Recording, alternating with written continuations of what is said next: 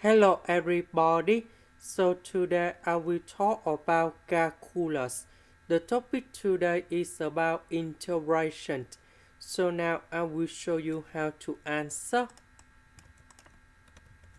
If we look carefully about this one, we can do about factorization by x.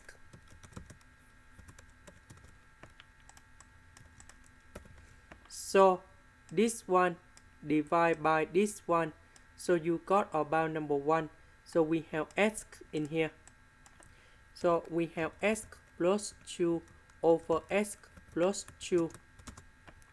The integration of x, you got about x squared over 2. The integration of this one, we have 2 ln of the absolute value of x plus 2. And we put about c in here. This is the end. Thank you for watching.